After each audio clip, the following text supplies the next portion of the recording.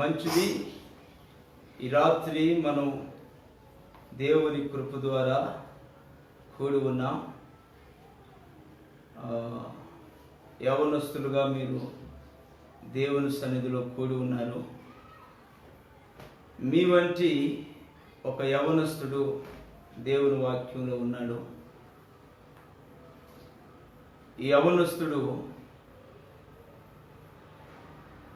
అతని వ్యక్తిగత జీవితంలో ఒకసారి ఒక ప్రాంతానికి బయలుదేరి వెళుతూ ఉన్నాడు.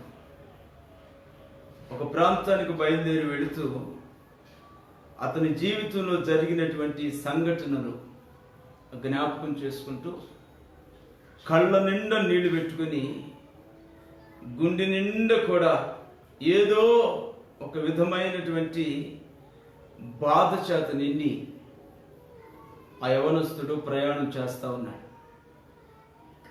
ఆ యవనస్తుడిని చూస్తూ ఉన్నప్పుడు అతని జీవితంలో ఏదో పోగొట్టుకున్నట్లుగా అనిపిస్తుంది.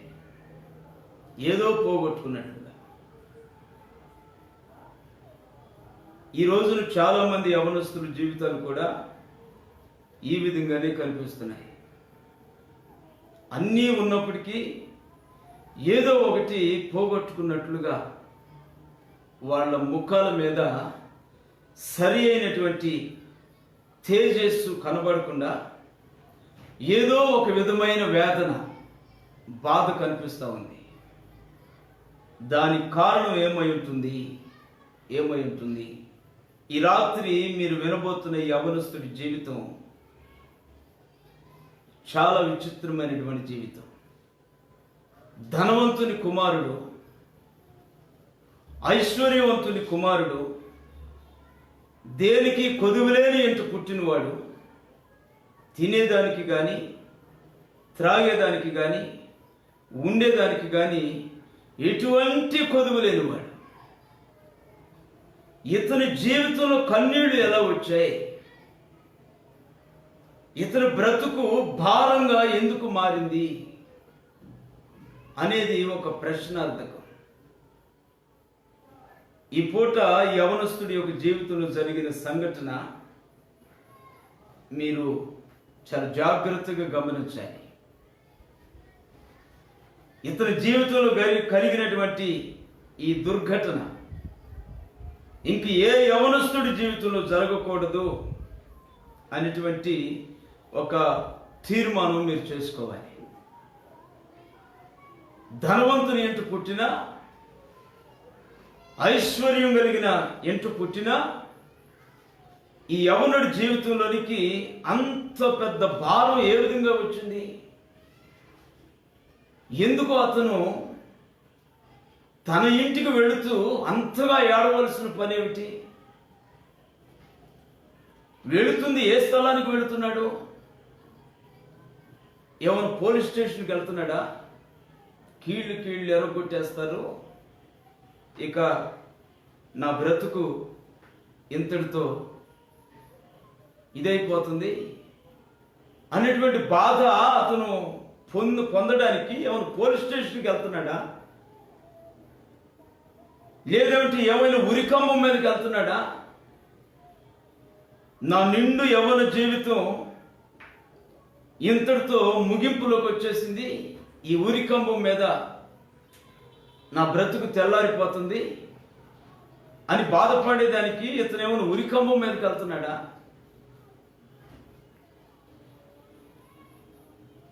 తండ్రి దగ్గరకు వెళుతున్నటువంటి ఈ వ్యక్తికి, ఈ యవనస్తుడికి అంత పెద్ద వేదన దేనికి వచ్చినట్టు? తన జీవితం అంత భారంగా ఎందుకు మారిపోయింది? మనం ఏదో మాటలతో చెప్పుకుంటుంటే దాని యొక్క లోతు ఎంతో మనకు అర్థం కాదు. కానీ ఈ వాక్యం వినుచున్న మీరు కూడా ఒక్కసారి ఆ యవ్వనుడు వలె, నేను ప్రకటిస్తున్నటువంటి యవనస్తుని వల్లే మీరు ఫీల్ అవ్వాలి. అతని జీవితంలోనికి మీరు వెళ్ళాలి. అతని బ్రతుకులోనికి మీరు వెళ్ళగలిగితే అతను అనుభవించిన బాధ ఏ విధంగా ఉంటుందో మీకు చాలా స్పష్టంగా అర్థమైంది. ఎవరిలోనైనా ఏ ఒక్క వ్యక్తినైనా మనం అర్థం చేసుకోవాలంటే కంటితో చూస్తే మనం అర్థం చేసుకోలేము. ఎదుటివారు బాధపడుతున్నప్పుడు మనం కంటితో చూస్తే కొంతవరకు అర్థమవుతుంది, కానీ పూర్తిగా అర్థం కాదు. ఆ బాధ నీకొచ్చినట్లుగా నీవు ఫీల్ అయితే, ఆ రోగం నీకొచ్చినట్లుగా నువ్వు ఫీల్ అయితే, ఆ రోగంలో ఉన్న వ్యక్తి ఎంత బాధను అనుభవిస్తున్నాడో అప్పుడు నీకు తేటగా అర్థమవుతుంది. అలా అర్థం చేసుకునే దానికి మన ప్రభు అయిన యేసుక్రీస్తు తన ధవళ సింహాసనం విడిచి భూమి మీదకి దిగి వచ్చాడు.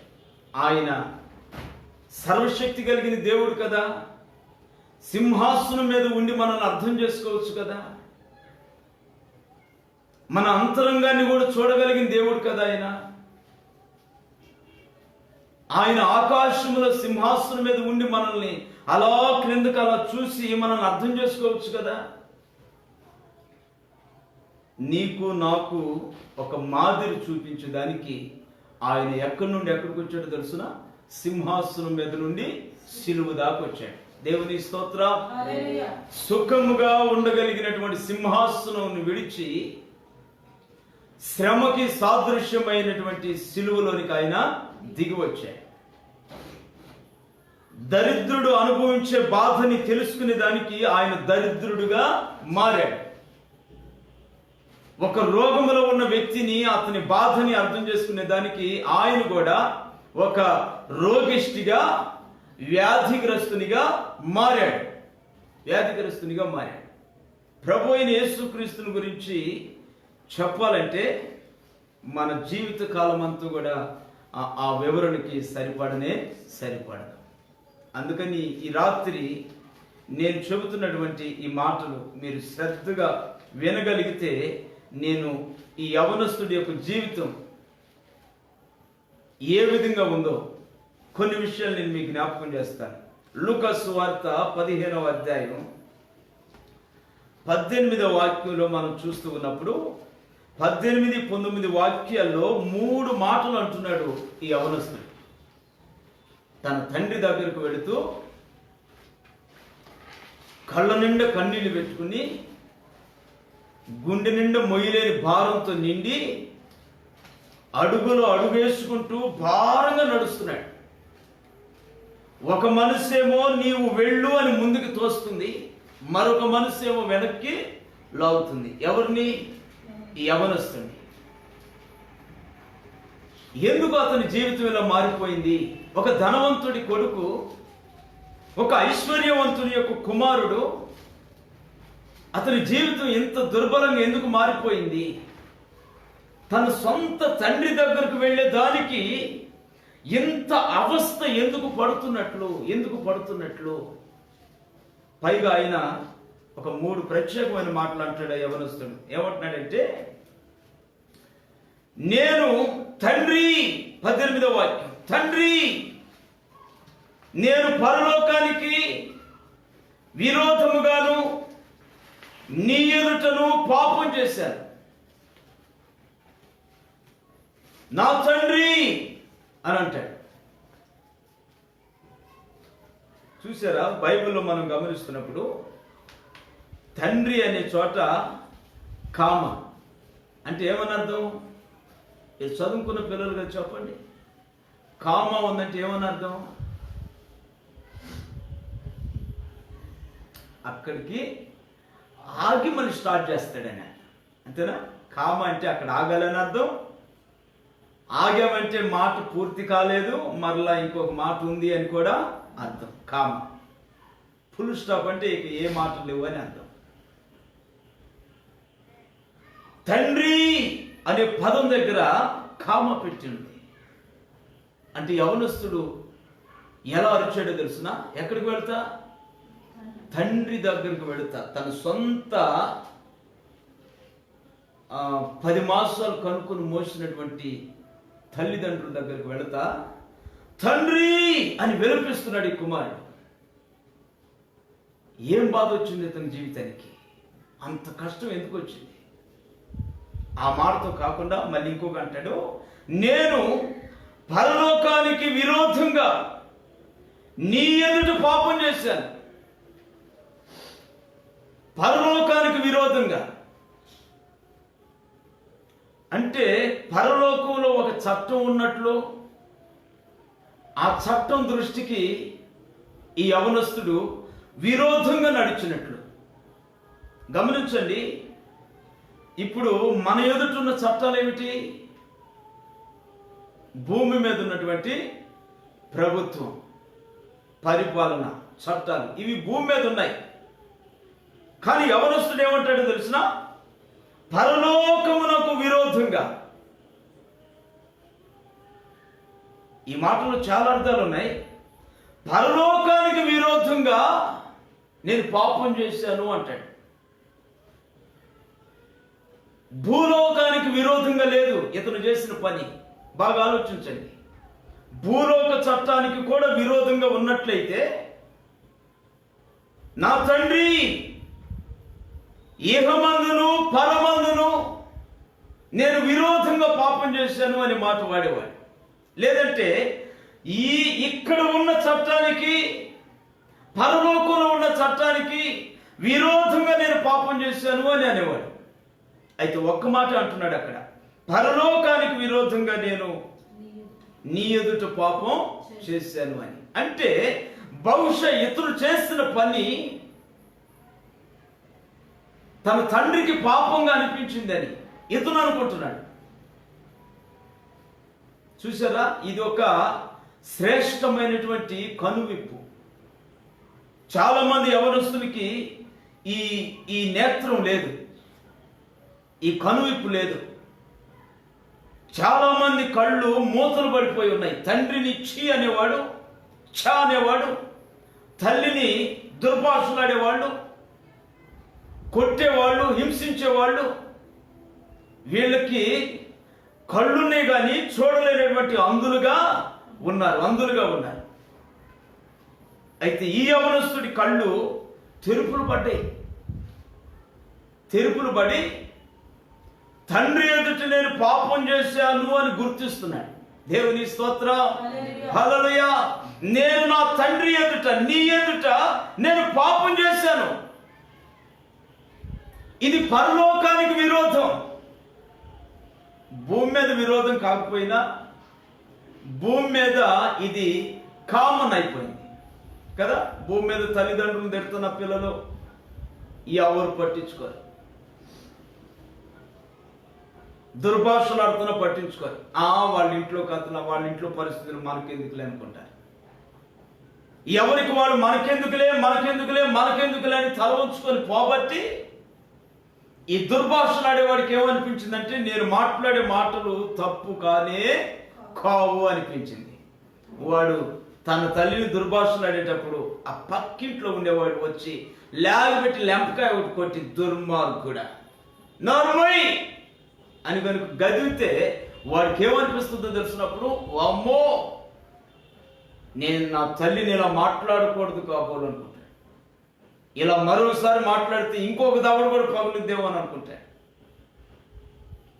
సొసైటీలో తప్పును తప్పుగా గద్దించే వ్యక్తులు లేకపోవటం బట్టి,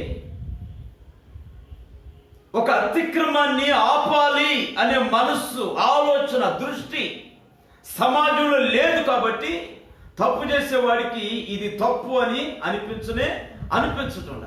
అందుకని యవనస్తుడు అంటాడు, పరలోకానికి విరోధంగా నేను నీ ఎదుట పాపం చేశాను అంటున్నాడు. అంటే ఇతను పాపం చేస్తున్నప్పుడు భూమి మీద ఎవ్వరు కూడా ఇది పాపం అని చెప్పిన వ్యక్తి లేదు. గమనించారా? మీ వ్యక్తిగత జీవితంలో మీరు ఏ విధంగా నడుస్తున్నారో, ఒకవేళ పొరపాటును నడుస్తున్నా ఇది పొరపాటు అని చెప్పేవాళ్ళు లేరు భూమి మీద. మంచిగా నడుస్తున్నా, నువ్వు మంచిగా నడుస్తున్నావని నిన్ను పురిగొల్పేవాళ్ళు లేరు. ఏది మంచో ఏది చెడో మీకు తెలియపరిచేవాళ్ళు సమాజంలో లేరు.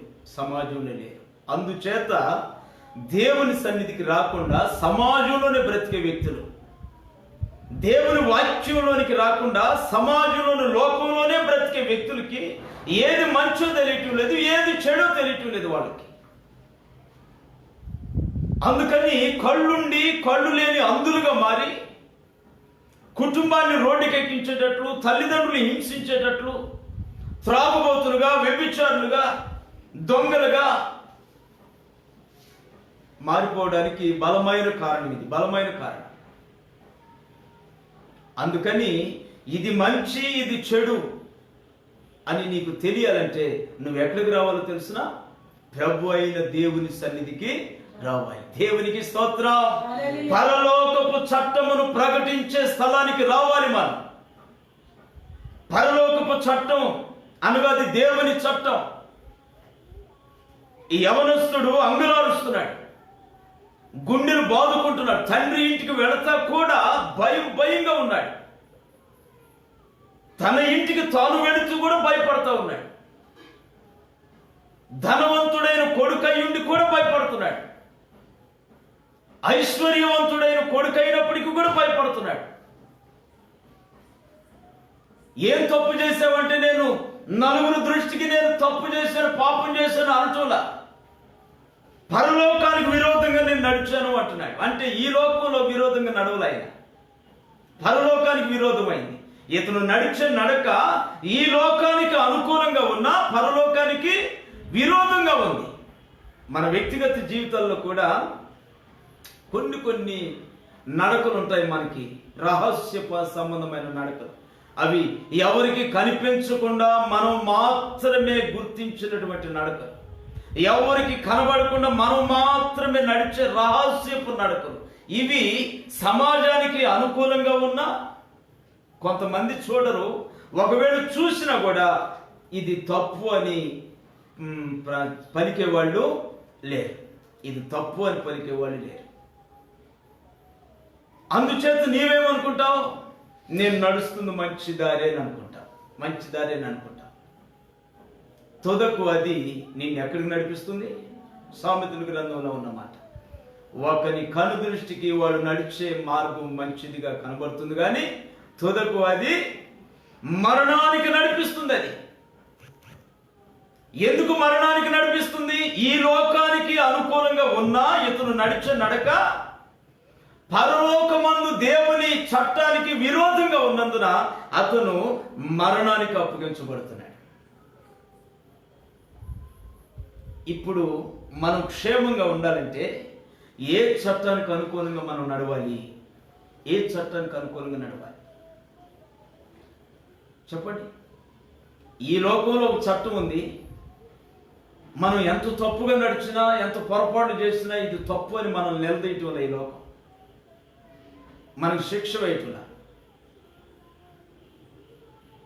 కానీ మనకి ఈ లోకం శిక్ష వేయలేదని పొరపాటును కూడా దేవుడు విడిచిపెట్టడం. ఆయన లోకంలో మనకు ఒక శిక్ష వేస్తున్నాడు. అప్పుడు మనం తప్పక నరకంలోనికి వెళుతున్నాం. అంటే ఇప్పుడు మనం ఏ చట్టానికి లోబడి జీవిస్తే మనం క్షేమంగా ఉండగలం? అర్థమైందా? ఈ లోకం చట్టానికి నువ్వు కనిపించినా కనిపించకపోయినా నిన్ను శిక్షించరు. అసలు పెద్ద పెద్ద నేరాలు చేసే వాళ్ళే జైల్లో మహారాజులు ఉన్నట్లుగా ఉంటున్నారు. రాజీవ్ గాంధీ గారిని చంపిన నేరస్తులు మొన్నటి వరకు ఉన్నారు, మహారాణులుగా ఉన్నారు చెరసాల.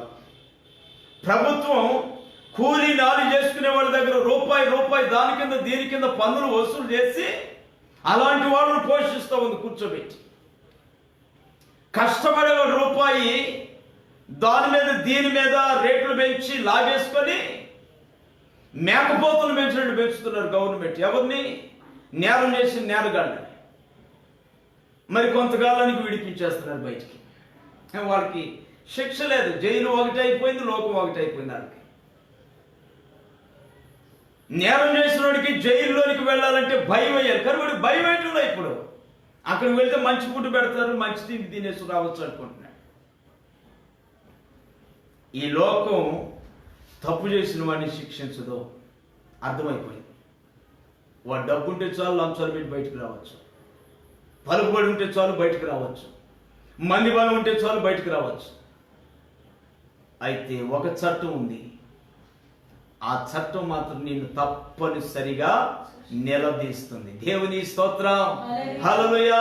అందుకని ఏ యవనస్తుడు కూడా పొరపాటున తప్పించుకోలేడు దేవుని కనుదృష్టి నుండి. ఏ యవనస్తుడు కూడా పొరపాటున తప్పించుకునే అవకాశం లేదు దేవుని యొక్క నేత్రాల నుండి.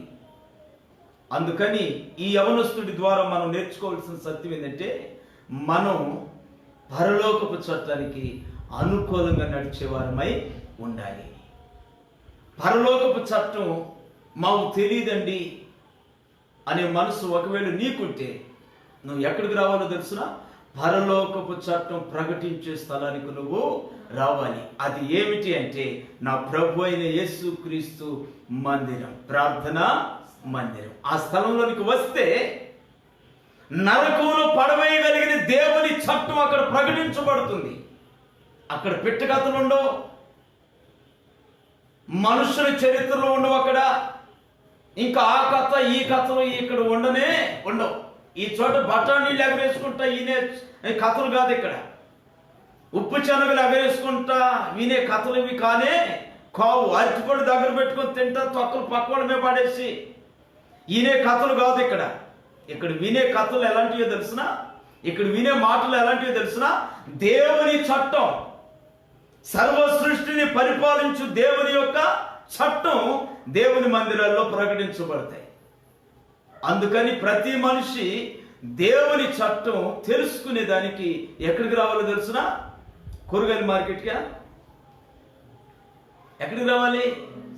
దేవుని ప్రార్థన మందిరానికి రావాలి, దేవుని సన్నిధానంలోనికి రావాలి. అందుకని పౌలు భక్తుడు అంటాడు, సమాజముగా కూడుట మీరు పొరపాటున మానకండి. సమాజంగా కూడుట వలన దైవికమైన చట్టం మనకి ఎప్పటికప్పుడు ప్రకటించబడుతూ ఉంటుంది. అప్పుడు మనం తెలుసుకొని జాగ్రత్త పడేదానికి అవకాశం ఉంది. దేవుని మందిరంలో మనం నేర్చుకోవాల్సింది దేవుని చట్టం, దేవుని యొక్క నిబంధన. నేను ఎలా ప్రవర్తిస్తే నా దేవునికి నచ్చుతాను, ఎలా ప్రవర్తిస్తే నేను దేవునికి కోపాన్ని కలిగిస్తాను అనేది ఇక్కడ తేటగా తెలియపరచబడతా ఉంటాయి. దేవుని స్తోత్రం. ఈ యవనస్తుడు అతను పలుకుతున్న మాట చూడండి, నేను పరలోకమునకు విరోధముగాను నీ ఎదుటను పాపం చేశాను కాబట్టి, పరలోకానికి నీకు విరోధంగా నేను నడిచాను కాబట్టి నా ముఖం నీ దగ్గరకు వచ్చేదానికి చెల్లుబాటు కావటం లేదు. ఆ యవనస్తుడికి ముఖం చెల్లటంలా. ఎక్కడికి రావటానికి? తన తండ్రి దగ్గరకు రావడానికి ముఖం చెల్లటంలా. క్రీస్తు యేసు ఎదుట మనం ధైర్యంగా నిలబడగలిగే ప్రవర్తన మన వ్యక్తిగత జీవితంలో ఎప్పుడూ ఉండాలి. నువ్వేదో పాడు పని చేసి దేవుని మందిరంలోకి వచ్చేటప్పుడు గోల్డ్ గిల్లుకునే స్థితిలోనికి నువ్వు రాకూడదు. తలుపు చాటును కూర్చునే స్థితి నీకు రాకూడదు. లాస్ట్ బెంచ్లో లాస్ట్ స్థానంలో కూర్చొని ఆమె ననగల పరిగెత్తిపోయే పరిస్థితి నీ జీవితంలో నీకు ఎప్పుడు రాకూడదు. మనం ఎలా ఉండాలంటే, ఒక యవ్వన జీవితం ఎలా ఉండాలంటే, ఎవరు నీ మీద నేరారోపణ చేయలేని జీవితం, నిర్దోషమైన జీవితం జీవించాలి యవ్వన కాలంలో. అది మీ బ్రతుకులకి ఎంతైనా ఆశీర్వాదకరం. దేవుని స్తోత్రం. ఎవరు నేరం మోపడానికి వీల్లేదు. ఇగో యవనుడు ఇలా నడిచాడు, ఇలా మాట్లాడాడు, ఇలా చూశాడు అని ఎవరు మీ మీద నేరం మోపడానికి అవకాశం ఇవ్వని జీవితం జీవించాలి. అది వైరాగ్య జీవితం, అది పరలోకపు చట్టానికి అనుకూలమైన జీవితం. నువ్వు మాట్లాడటం, నువ్వు చూడటం, నువ్వు నడవటం, నువ్వు ప్రవర్తించడం ఒకవేళ నీ తల్లిదండ్రులు చూడలేకపోవచ్చు, ఈ లోకంలో మనుషులు చూడలేకపోవచ్చు, ఒకవేళ చూసినా పట్టించుకోకపోవచ్చు. కానీ చూసేవాడు, పట్టించుకునేవాడు నీకు ఉన్నాడు. ఆమేన్. దేవుని స్తోత్రం. నీవు మాట్లాడే ప్రతి మాట, ఎగరేసే ప్రతి చూపు లెక్క చెప్పవలసిన దినం ఒక దినం ఉంది. ఆ దినం ఉంది. ఆ దినంలో నిన్ను ఆయన నిలబెట్టి అడుగుతున్నప్పుడు నువ్వు తప్పించుకునే అవకాశం పొరపాటును కూడా లేదు. నువ్వు తప్పు చేసిన స్థలం నీ ముందుకు వచ్చి నిలబడుతుంది. నువ్వు మాట్లాడిన మాట నీ చెవులకి వినిపిస్తూ ఉంటుంది. ఆ చోట వినిపిస్తూ ఉంటుంది. మనం బాక్సులు పెట్టి ఎలా వినిపిస్తున్నావు చుట్టుపక్కల వాళ్ళకి, అలాగున నీవు తీర్పు రోజున దేవుని ఎదుట నిలబడినప్పుడు నువ్వు మాట్లాడిన ప్రతి తప్పు మాట ఆ చోట నీ చెవులకి, నీ మాట నీ చెవులకి వినిపిస్తూ ఉంటాడు. దేవుడు వినిపిస్తూ అడుగుతాడు, ఎందుకు మాట్లాడేవి మాట అని. ఏం చెప్తాం మనం? ఏం చెప్తాం? పరలోకపు చట్టం నుండి ఎవరు తప్పించుకుని నాదుడు ఎవరు లేరు. మంత్రులు మొదలుకొని, ప్రధానులు మొదలుకొని, రాజులు మొదలుకొని, రంగప్పులు అందరూ కూడా ఆయన ఎదుట నిలబడవలసింది. ఆయన సర్వ సృష్టికి కర్త అయిన దేవుడు. ఈ జ్ఞానం, ఈ తెలివి ఈ యవనస్తుడికి వచ్చింది. ఎప్పుడు వచ్చిందో తెలుసునా? బ్రతుకు భారంగా మారినప్పుడు ఇతని నేత్రాలు తెరుపులు పడ్డాయి. యేసు ప్రభు యొక్క ఉద్దేశం ఏంటంటే మన బ్రతుకులు ఈ యవనస్తుడి వలె భారంగా కాకుండానే మనం చూడాలని ఆయన ఆశ. మన బ్రతుకు విఫలం కాకముందే, శాపంగా మారకముందే,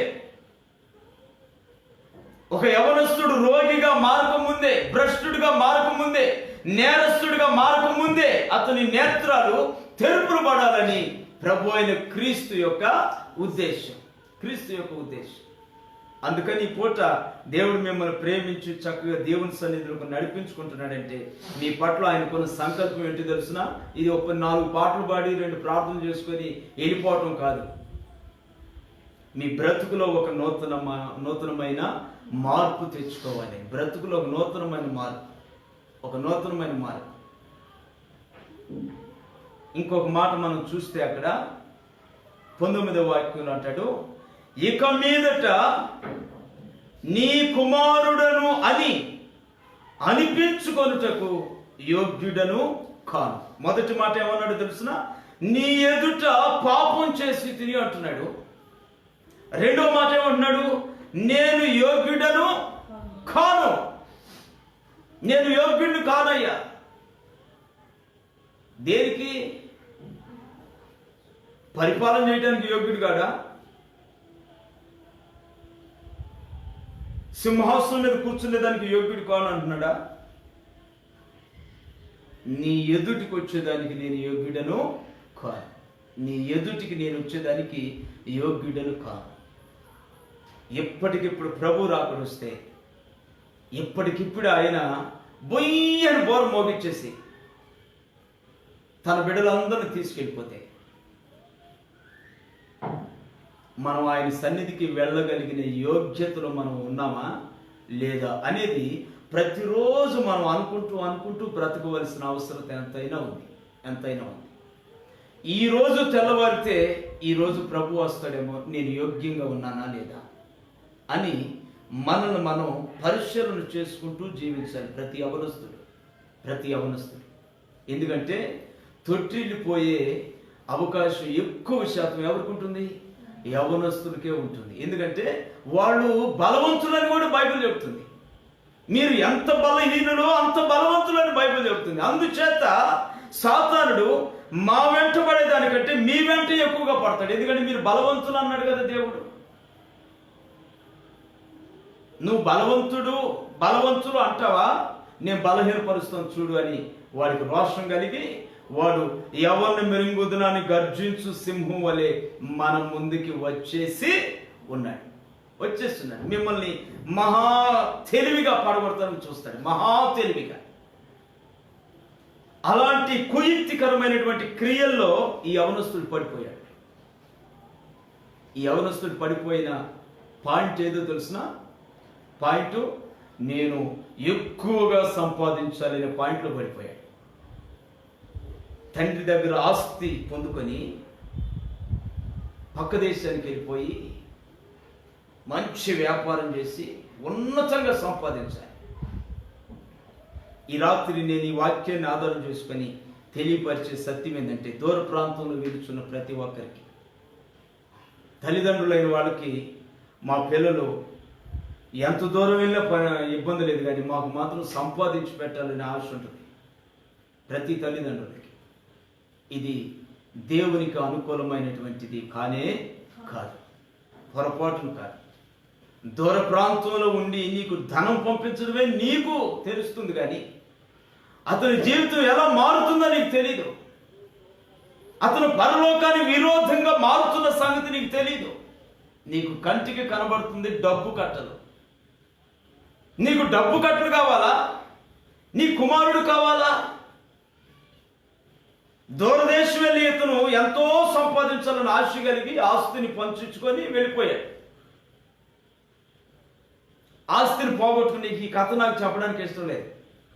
ఆస్తిని ఎలాగో పోగొట్టుకుని ఈ ఆస్తి పెంచుకోవాలని ఆశ కలిగిన ఇతను పరలోకానికి విరోధంగా నేను నడిచాను అంటున్నాడు. అంటే ఈ మాటకి అర్థం ఏంటో తెలిసిన, ఆస్తి మీద అపేక్ష కలిగిన ప్రతి వ్యక్తి పరలోకానికి విరోధంగా మారుతున్నాడు అనేది వాస్తవం. ఈ రాత్రి వాక్యం చెబుతుంది. ఆస్తి సంపాదించాలి అనే మనస్సు ఉన్న ప్రతి వ్యక్తి పరలోక చట్టానికి విరోధి. పాపం చేశాను అని ఆయవలస్తుంది అంటున్నారు కొంతమంది. అంటున్నారు ఇప్పుడు ఆస్తి సంపాదించాలని ఆశ కలిగి దూర ప్రాంతాలకు వెళ్ళిన వాళ్ళు ఈ రోజు కూడా నేను పాపం చేశాను, పరలోకానికి విరోధంగా ఉన్నాను అనే మాట అనటం త్వరలో అనబోతారు. వాళ్ళకంటే ముందుగా యవనస్తుడు అన్నాడు, వెనక ముందుగా ఈ ఆస్తిని సంపాదించాలని ఉన్న ప్రాంతాన్ని విడిచి వెళ్ళిపోయిన వాళ్ళందరూ కూడా అనబోతారు. నా ప్రియమైన దేవుని బిడ్డలారా, ఈ రాత్రి మనం తెలుసుకోవాల్సిన సత్యం ఏంటంటే, మన యవనస్తులు మనకి సమీపస్తులుగా ఉన్నారా లేదంటే దూరస్తులుగా ఉన్నారా? దూరస్తులుగా ఉంటే వాళ్ళలో ఉన్న ఉద్దేశం వేరు, వాళ్ళు నడిచే మార్గం వేరు. ఇతను ఏ ఉద్దేశంతో వెళ్ళాడు? పక్కకి ఆస్తిని సంపాదించాలనే ఉద్దేశంతో వెళ్ళాడు. కానీ అతని ఉద్దేశం ఏమైనా నెరవేరిందా? అతను ఆస్తి సంపాదించవలసిన ఆ వ్యక్తి దుర్వ్యాపారం చేశాడట, దుష్ట వ్యాపారం చేశాడు. ఆడపిల్లలకు పెట్టాడు సొమ్మంతా, విన్యాసాలకు పెట్టాడు సొమ్మంతా.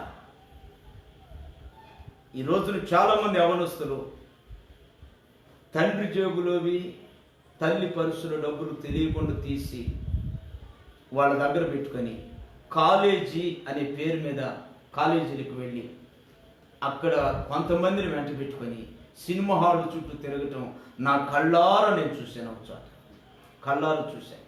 బ్యాగులు తగిలించుకొని సినిమా హాల్లోకి వెళ్తున్నారు. సినిమాల్లోకి వెళ్ళేటప్పుడు ఎవరైనా బ్యాగులు తగిలించుకొని వెళ్తారా? పెద్ద పెద్ద ఉన్నతమైన కుటుంబాల్లో ఉన్న ఆడపిల్లలు, వాళ్ళు ఉన్నతమైన కుటుంబాల్లో పుట్టి పెరిగిన ఆడపిల్లలు, చాలా క్లాసుగా ఉన్నారు. వాళ్ళు సినిమా హాల్ ముందు దిగారు ఆటో, మగ పిల్లలు ఆడపిల్లలు కలిసి. వాళ్ళు చూస్తారు వీళ్ళు చూస్తారు అన్నట్టుగా అడావిడిగా దూరేశారు దాంట్లోకి.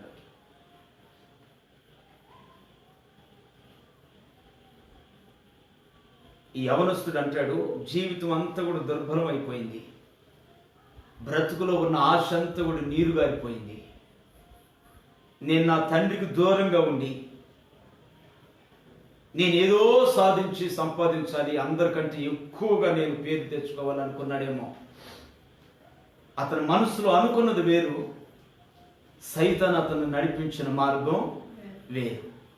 అందుచేత అతని బ్రతుకు దుఃఖకరంగా మారిపోయి ఇప్పుడు తన సొంత ఇంటికి వెళ్ళేదానికి కూడా అడుగులు పడుతున్నా. భయంగా నా తండ్రి ఏమంటాడు,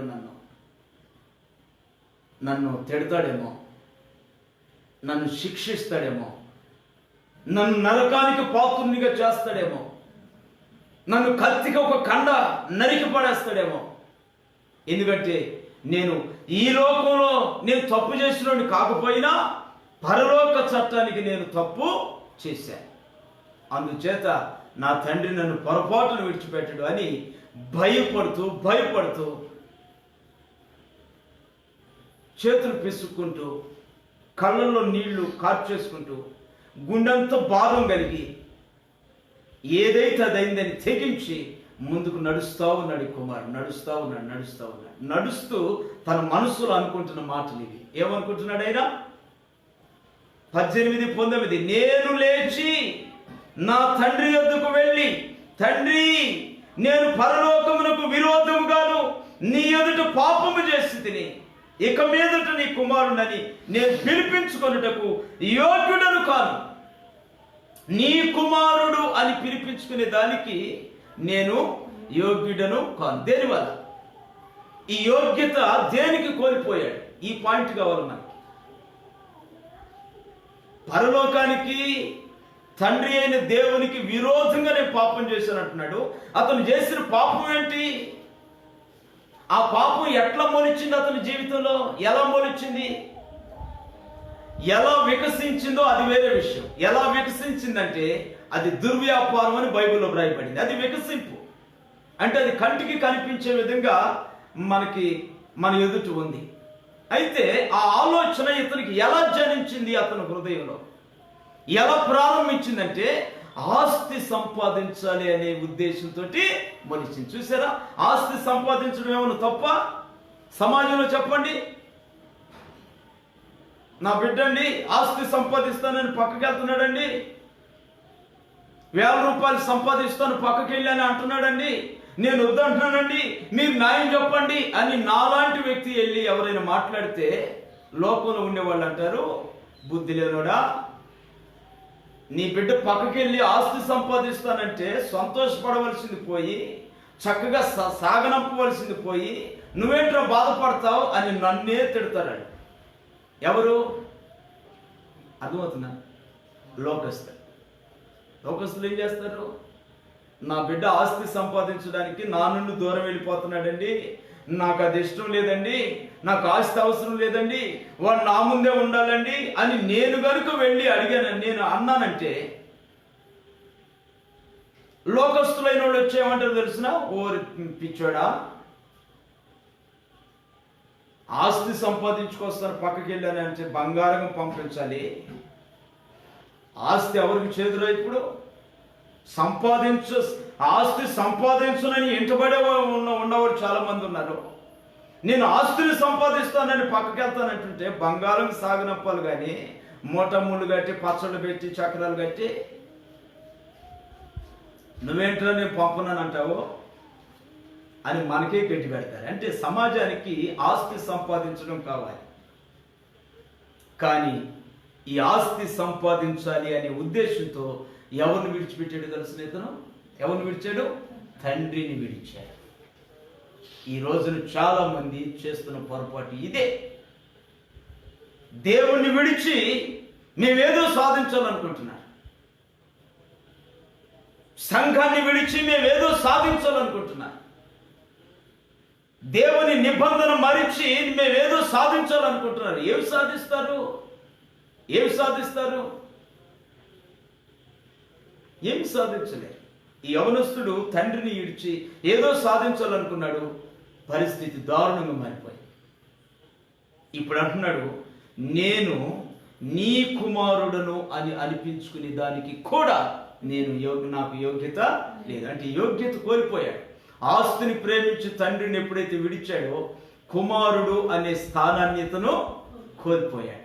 మన వ్యక్తిగత జీవితంలో ఎప్పుడైనా దేవుణ్ణి మరిచి, లేదంటే సంఘాన్ని విడిచి, వాక్యాన్ని విడిచి, ప్రార్థన విడిచి, సహవాసాన్ని విడిచి దేనికోసం నీ అడుగు బయట పెడుతున్నావో ఆ మరుక్షణం నీకు గుర్తుకు రావాల్సిన విషయం ఏంటి తెలుసునా?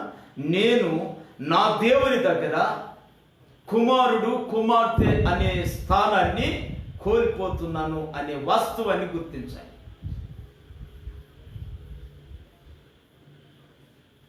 ఒకవేళ నేను దేవుని దగ్గరే కదా కోల్పోతుంది అని అనుకోవచ్చేమో. దేవుని దగ్గర స్థానం కోల్పోతే నీకు ఇంకా పొరపాటును కూడా దేవుని దగ్గరికి అవకాశము లేదు. ఇంకా ఎక్కడికి వెళ్తావు? మన స్థానాలు రెండే ఉన్నాయి. ఒకటి పరలోకము, రెండోది నరకలోకం. ఈ రెండింటి దగ్గరకు వెళ్ళాలి. మనం వెళితే తిరిగి వెళ్ళాలంటే మనం ఏ చోటుకు వెళ్ళగలిగే స్థితిలో ఉన్నాం? మనం దేవునికి కుమారులు కుమార్తెలుగా అనిపించుకోగలిగిన యోగ్యత మన వ్యక్తిగత జీవితానికి ఉందా లేదా అనేది ఏ రోజుకు ఆ రోజు పరిశీలన చేసుకుంటూ బ్రతకాలి ప్రతి యవనస్తుడు. ఎందుకంటే ఈ యవనస్తుడి జీవితాన్ని చూసి మనం నేర్చుకోవాలి. ఇతను స్పష్టంగా చెబుతున్నాడు, ఇక మీదట నీ కుమారుడని అనిపించుకొనుటకు యోగ్యుడను కాను, నన్ను నీ కూలి వారిలో ఒకనిగా పెట్టుకొనమని అతనితో చెప్పుదును అనుకున్నాడంట. ఇతని స్థానం కుమారుడు అనే స్థానం నుండి దిగజారిన సంగతి అతను గుర్తిస్తున్నాడు. గుర్తించేమంటాడు, నా తండ్రి దగ్గర కూలి పని చేసేవాళ్ళు చాలా మంది ఉన్నారు, వాళ్ళలో ఒక్కనిగానైనా నన్ను ఉంచుకుంటాడేమో, ఒక పనివాడిగానైనా నన్ను పెట్టుకుంటాడేమో తన దగ్గర, ఇల్లు బ్రతుకులాడదాం కాళ్ళ పడి అని ఒక తెగింపు కలిగి ఈ కుమారుడు బయలుదేరాడు. చూసారా, ఆస్తికి కర్త అయిన వ్యక్తి కోటేశ్వరుని యొక్క కుమారుడు తిరిగి తన ఇంటికి వెళ్ళేటప్పుడు నేను పనివాడుగానైనా నన్ను పెట్టుకుంటాడో లేడో అనే సందేహంతో అడుగు వేసుకుంటూ గుండెంత భారం కలిగి బాధపడతా ఏడుస్తా నా తండ్రి అని కేకలు పెట్టుకుంటా ఆ యవనస్తుడు అలా సాగి వెళ్తున్నాడు తండ్రి ఇంటికి. నేను ఈ రాత్రి మీకు చెప్పేది 3 మాటలు. నీ ఎదుట పాపం చేసి తిని, 1. రెండవది, నేను యోగ్యుడను కాను. 3వది, నీ కూలివానిగా నన్ను పెట్టుకొను. ఈ 3 మాటలు వెనక, ఈ 3 మాటలలోనికి, ఈ 3 పరిస్థితుల్లోనికి ఈ వ్యక్తి దిగజారడానికి గల కారణం ఏంటో మీరు గుర్తుపెట్టుకోవాలి బాగా. దిగజారడానికి గల కారణం ఏంటి? 2 కారణాలు. 1, ఆస్తిని గురించినటువంటి అపేక్ష. మేము ధనవంతులం కావాలి, లేదంటే ఆస్తి పరులం కావాలి, లేదంటే నేను ఆస్తిని సంపాదించాలి అనే ఆశ 1. దాని కారణం చేత తండ్రిని విడిచిపెట్టడం, తండ్రిని విడవటం. 2 పొరపాటులు ఇతని జీవితంలో ఉన్నాయి. 1, నేను ధనవంతుడిని కావాలి. 1. రెండవది, ధనవంతుడిని అయ్యేదాని కోసం నేను దేవుణ్ణి విడిచిపెట్టాలి. ఈ 2 కారణాలు ఇతన్ని ఏ స్థాయికి దిగజార్చినాయో తెలుసునా? 1, దుర్వ్యాపారంలోకి నెట్టేసిన ఈ 2 కార్యాలు. దుర్వ్యాపారంలోకి నెట్టేసిన, ఎంత దుష్ట వ్యాపారం, అమ్మాయిల వ్యాపారం, వ్యభిచారపు కోపంలో దోసేసిన యవనస్తుడిని. రెండవది, తినేదానికి తిండి కూడా దొరక్క పందులతో కలిసి తినగలిగిన స్థితికి, ఆ దరిద్రతలోనికి ఇతన్ని జారలాగేసినాయి. ఐశ్వర్యవంతుడు కొడుకు, ధనవంతుడు కొడుకు, పందులు తినే ఆహారం కూడా అతనికి దొరకట. లాస్ట్కు పందులు కూడా ఊరుకోవట్లే వీడు అన్నం తింటానంటే. ఆ సర్ది బొద్ది వాటర్లో మిగిలిపోయినాయి, అక్కడ ఇక్కడ పడిపోయినాయి, అన్నీ కుర్తి కొండకి వేస్తారు కదా, ఆ కుడితంతా ఈ పందులతో ఆ కొండతో మోసుకొచ్చి ఈ పందుల తొట్టిలో పోస్తున్నాడు. అదైనా కాస్త జురుకొని కడుపు నింపుకుందామని ఆ తొట్టికాడికి వెళ్తే ఈ పందులు వచ్చి మూతితో తోసి పడేస్తున్నాయి. పోరద్దూరు కూడా మేము పందులు అయినా మా యజమాన్ని కనిపెట్టుకుని బ్రతుకుతున్నావురా, అందుచేత మేము ఈ తినగలటానికి మేము హక్కుదారులు. పందులు మాట్లాడుతున్నాయి, మేము మా యజమాన్ని కనిపెట్టుకున్నాం, మేము అతనికి పుట్టకపోయినా అతను మాకు యజమాని, అందుకని యజమాని అని గుర్తుపెట్టుకొని ఉన్నందున మాకు యజమాని మేము తినగలిగిన తిండి తీసుకొచ్చి పోస్తున్నాడు. ఈ తిండి మేము తినడానికి అర్హులు. నువ్వెవడోరా, తండ్రిని కాదనుకొని వచ్చావు, పాపా అని వాటి మూతులతో తోసిపడేసి. అప్పుడు గుర్తుకొచ్చింది అతని తండ్రి దగ్గర ఇతని స్థితి ఏ విధంగా ఉంటుందో, ఇప్పుడు బయటకు వచ్చిన తర్వాత ఇతని స్థితి ఏ విధంగా ఉంటుందో గుర్తుకొచ్చి అప్పుడు తీర్మానం చేసుకున్నాడు, నేను పరలోకానికి విరోధంగా నడిచాను, ఇప్పుడు వరకు నా తండ్రి ఎదుట నేను పాపం చేశాను. పాపం, ధనం సంపాదించడం, తండ్రిని విడిచిపెట్టడం ఈ యవనస్తుడు అంటాడు పాపము అని. లోకంలో ఎవరైనా అంటారా దీన్ని పాపం అని? అంటారా? నేను హైదరాబాద్ వెళ్ళి 1000 రూపాయలు సంపాదించుకొస్తానని మన పిల్లలు ఎవరైనా అంటే అది మనం పాపం అని అంటామా? అబ్బో నా కొడుకు ఎంత సంపాదకుడో, ఎంత మంచి బుద్ధి వచ్చిందో అని బ్యాగు కొని, పచ్చళ్ళ డబ్బాలు కొని, చక్రాలు పోసి, చేతిలో డబ్బులు పెట్టి బంగారం గెలిరా నాయనని పంపుతాం. ఎందుకని? మనకి కట్టలు కావాలి, మనకి కట్టలు కావాలి. ఆ యవనస్తుడు అంటాడు, నేను అలా పోవటం పాపం అని.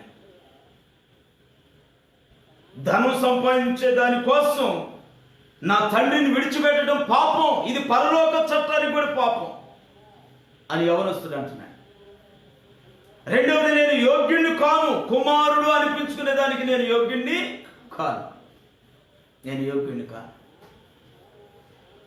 యోహాను సువార్త 1వ అధ్యాయం 12వ వాక్యం మనం ఏం చూసాం? అప్పుడు మొన్న ఆదివారం ఏం చెప్పుకున్నాం మనం? ఆయన మనకి కుమారులుగా ఉండేదానికి అధికారము అనుగ్రహించాడు. విశ్వాసమును బట్టి మనకి కుమారులు కుమార్తెలుగా ఉండే అధికారం ప్రభు మనకి ఇచ్చాడు. ఈ అధికారాన్ని మనం ఎలా కాపాడుకోవాలంటే, ధనాపేక్ష ద్వారా దేవుణ్ణి విడిచిపెట్టేవారం కాకుండా మనం దీనిని కాపాడుకోవాలి. ఏ రోజున నీకు ధనం మీద ఆశ కలుగుతుందో, లేదంటే ఏ రోజున నీకు లోకం మీద ఆశ కలుగుతుందో, లేదా ఏ రోజు నీ మీద నీకే ఆశ కలిగి దేవుని కంటే నిన్ను ఎక్కువగా హెచ్చించుకుంటుంటావో, ఆ రోజున నువ్వు కుమారుడు అనే స్థానాన్ని కోల్పోయి దాసుడు పనివాడి స్థానంలోకి నువ్వు వెళ్ళిపోతావు. ఈ మనసు కలిగి యవనస్తుడు బాధపడతా గుండెంతా కూడా అదో రకంగా చేసుకొని అడుగులు అడుగు పెట్టుకుంటా వెళ్తున్నాడు. వెళ్తా ఉన్నాడు. అంతలో తండ్రి చూశాడు. తండ్రి చూసి పరుగును అతన్ని కౌగిలించుకున్నాడు. దేవుని స్తోత్రం. ఈ రోజున నిన్ను కూడా అలాగే కౌగిలించుకుంటాడని పగటి కలలు కనకూడదు. మనం ఈ వాక్యం విన్న తర్వాత ఎంత తప్పు చేసినా కూడా తండ్రి పరుగెత్తుకుంటూ వచ్చి గట్టిగా కౌగిలించుకొని మెడ మీద అమ్మ అని ముద్దు పెట్టేశాడు. నేను కూడా చేయాల్సిన పొరపాట్లన్నీ చేసి ఆ తర్వాత దేవుని దగ్గరికి వస్తే నన్ను కూడా కౌగిలించుకొని ముద్దుల మీద ముద్దులు పెట్టేస్తాడని నువ్వు అనుకోకూడదు. ఆ రోజున వాళ్ళకి ఈ బైబుల్ లేదు. ఏ రోజున? ఆ రోజున ఈ యవనస్తుడు తొట్టిల్లిపోయే కాలంలో ఇంత విపులంగా దేవుని వాక్యం చెప్పేవాళ్ళు లేరు. ఈ రోజున ఇదిగో నా ద్వారా మీకు ఈ వాక్యాన్ని వినిపిస్తున్నాడు. ఇక నువ్వు తప్పించుకునే ఛాన్స్ లేదు. పొరపాటును తప్పించుకోలేవు. ఏది మంచో ఏది చెడో మనకి తేటగా తెలియపరచబడతా ఉంది దేవుని వాక్యం ద్వారా. ఇక మనం పొరపాటును తప్పించుకోలేము. ఇక మీదట మన కొరకు తండ్రి మనకెదురు రాడు, మనమే వెళ్ళబోతున్నాం ఆయనకెదురు. ఆయనకి ఎదురు వెళ్ళేటప్పుడు మనం తీర్పులోకి వెళ్ళగలిగే ప్రవర్తన మనం కలిగి ఉన్నామా, లేదంటే తీర్పులోనికి వెళ్లకుండా సరాసరి దేవుని సింహాసనం దగ్గరికి వెళ్ళగలిగిన ఆ సాక్ష్యాన్ని మనం కలిగి ఉన్నామా? మన నడకలు ప్రవర్తనలు ఏ విధంగా ఉన్నాయి? ధనాపేక్ష సమస్తమైన కీడులకు మూలం. అది పాపం. పరలోక చట్టానికి అది విరోధమైన పాపం. ఏ కారణం చేత అయినా నువ్వు తండ్రిని విడవటం అదే ఒక పాపం. మనం ఏ కారణంలో కూడా నీ దేవుని విడిచిపెట్టేదానికి వీల్లేదు. ఎవరైనా ఇప్పుడు మీరు ప్రతిరోజు 12 గంటలు ప్రార్థన కూడుకుంటున్నారు. అదే 12 గంటలకి మీ ఫ్రెండ్లో ఎవరో ఒకళ్ళు వచ్చి, మీ స్నేహితులు ఎవరో ఒకళ్ళు వచ్చి చీరాల దాకా వెళ్దాం పదాన్ని అంటే, అప్పుడు నువ్వు ఎవరిని విడిచిపెడుతున్నావు, ఎవరి కోసం వెళ్తున్నావు అనేది ప్రాముఖ్యం. అప్పుడు నువ్వు చీరాలు వెళ్ళేటప్పుడు ఒకసారి ఆగి ఆలోచన చేయాలి. నేను ఏ పని కోసం దేనిని విడిచిపెడుతున్నాను? బైబిల్లో ఒక యవనస్తుడు ఇదిగో దీనికోసం దీన్ని విడిచిపెట్టాడు, భ్రష్టుడిగా మారాడు. నేను కూడా ఇలా అయిపోతాను కదా అని వెంటనే ఆలోచన చేసి నీ అడుగులు వెనక్కి తీసుకోవాలి. తీసుకొని నువ్వు ప్రతిరోజు ఏ చోటుకు వచ్చి ప్రభువుని స్తుతిస్తావో ఆ చోటుకు రావడానికి సిద్ధపడాలి.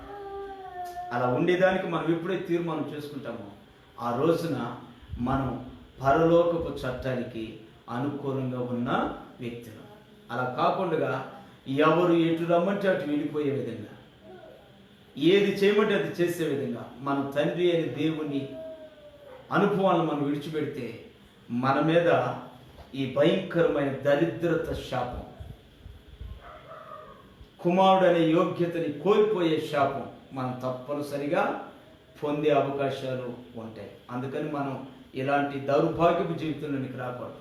మనం ఎప్పుడు కూడా మన తండ్రి అయిన దేవునికి కుమారుడు కుమార్తెలుగా జీవించాలి. అందుకే ప్రభు మన కోసం ఆఖరి బొట్టు వరకు రక్తం కార్చాడు. ఆయన సింహాసనం విడిచి సిలువలోకి దిగి రావటానికి కారణం ఏంటంటే దూరస్థులమైన మనం దేవునికి సమీపస్థులమై ఆయనకి బిడ్డలుగా మనం ఉండాలని ప్రభు మన కోసం ప్రాణాన్ని పెట్టాడు. అందుకని మన జీవితకాలం అంతా కూడా ఈ విధమైన మాటలు మన హృదయాల్లో పెట్టుకొని తగినట్లు జీవించాలని ఈ పూట దేవుని వాక్యం మనల్ని హెచ్చరిస్తుంది. ప్రభు ఈ మాటలు దీవించి ఆశీర్వదించునుగాక. ఆమేన్. తలలు వంచండి, చిన్న ప్రార్థన చేసుకుందాం.